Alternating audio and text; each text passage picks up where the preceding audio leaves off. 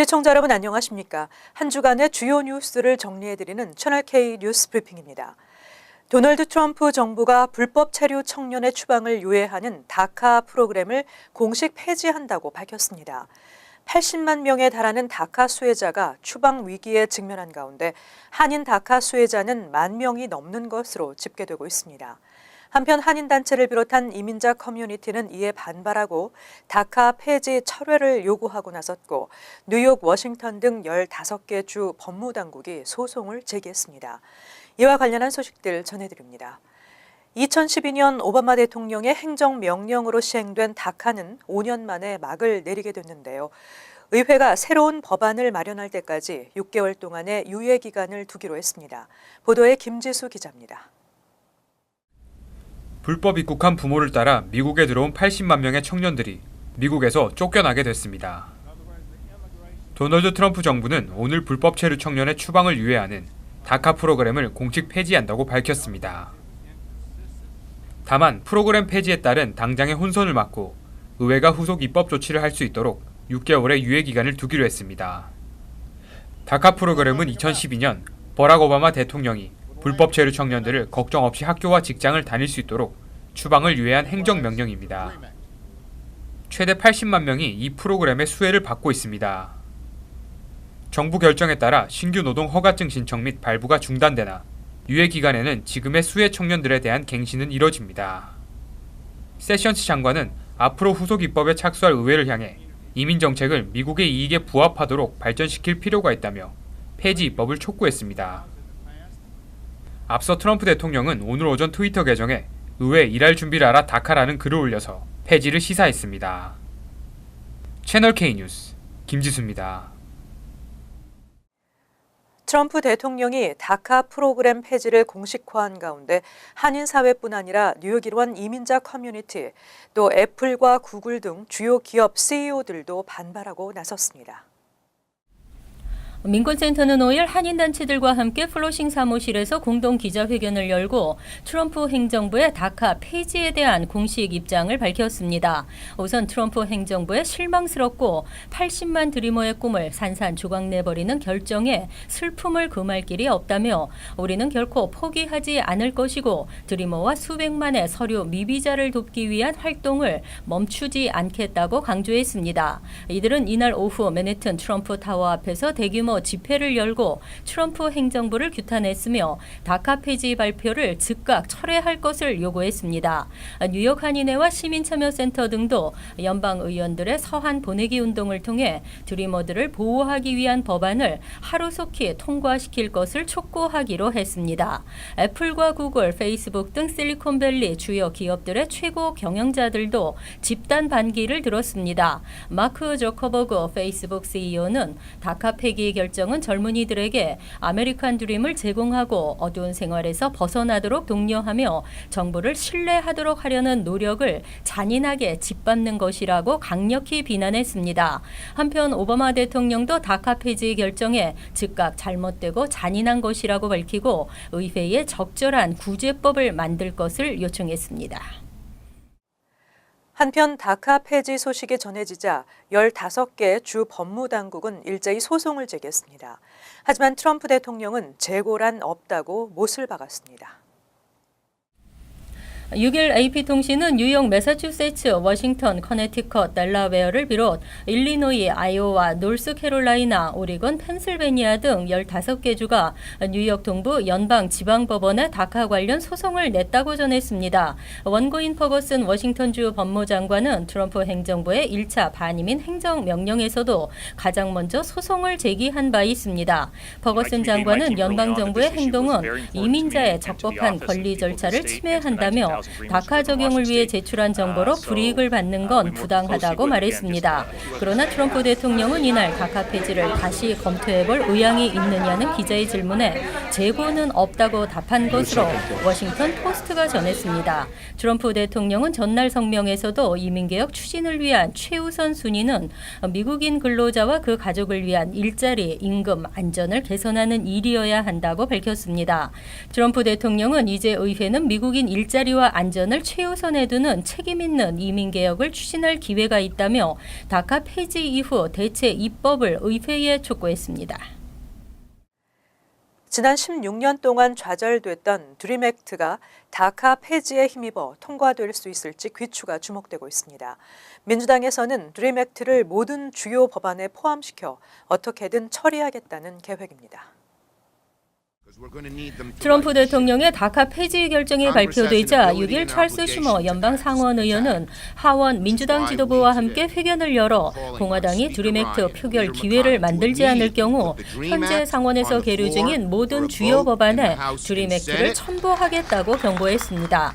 트럼프 대통령의 다카 폐지 결정에는 존 맥케인, 제프 플레이크 상원 의원들도 비판하고 있는 상황입니다.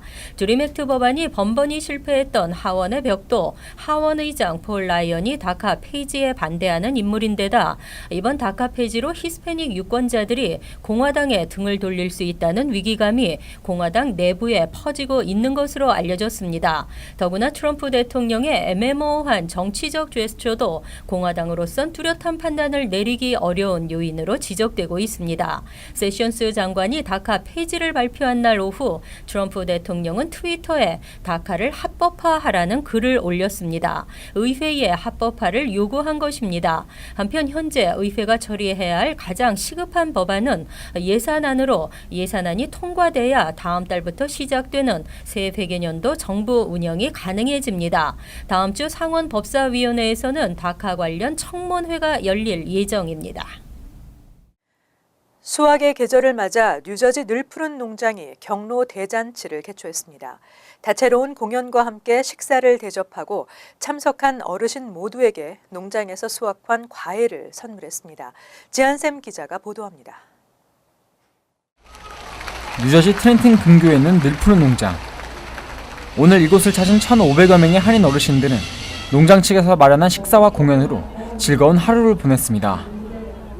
오늘 행사를 준비한 늘푸른 농장 김종일 대표는 올가을 풍년을 맞아 어르신들께 맛있는 과일과 식사를 대접할 수 있는 기회를 갖게 되어 기쁘고 앞으로도 더 많은 것을 베풀 수 있는 풍성한 농장이 되길 소원한다고 밝혔습니다. 이제 생산물을 생산하기 전에 우리 어른들께 먼저 좋은 과일을 선사하고 그리고 효도하는 의미에서 우리 어른들 오래오래 건강하게 사시라고 하는 의미에서 올해로 14회차를 맞는 늘푸른 농장 경로 대잔치에는 지역 한인 정치인들과 단체장들과 함께 어르신들의 건강을 바라는 마음을 전하고 농장의 발전을 기원했습니다. 우리 한인 사회를 이끌어오고 한인 사회를 개척하신 우리 어르신분들이 하루하루 좋은 즐거움을 갖도록 마련해 주신 것에 대해서 진심으로 감사드립니다. 짧은 시간이지만 이러한 행사를 통해서 어르신들이 더 젊어지시고 또 더 건강해지시는 그런 하루 되시기 바랍니다. 오늘 행사에서는 다양한 축하 공연이 이어졌고 어르신들이 직접 참여하는 노래자랑은 푸짐한 경품과 함께 모두가 즐기는 흥겨운 자리였습니다.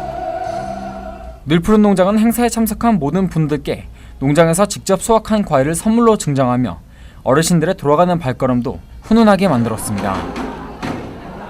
채널K 뉴스 지한샘입니다.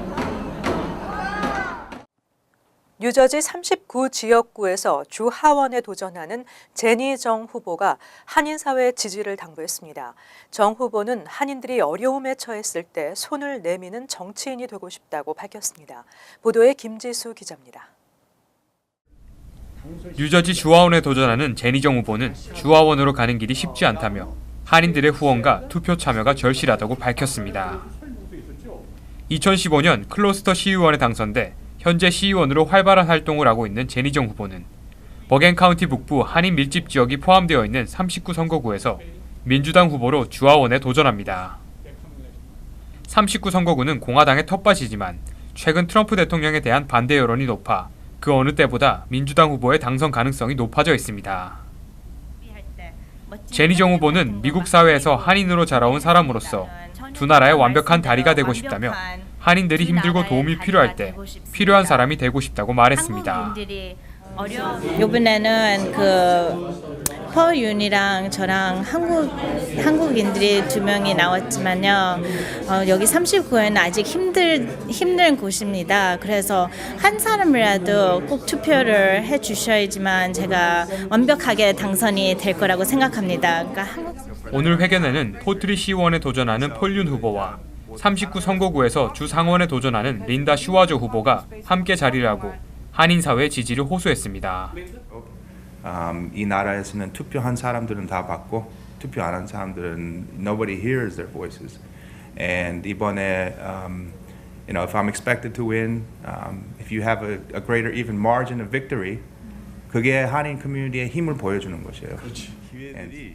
오늘 기자회견에는 제니정 후보를 후원하는 김영길 베델인더스트리 대표와 김용만 뉴저지 한인회 이사장, 그리고 저지시티 윤여태 의원이 마련해 필승을 당부했습니다.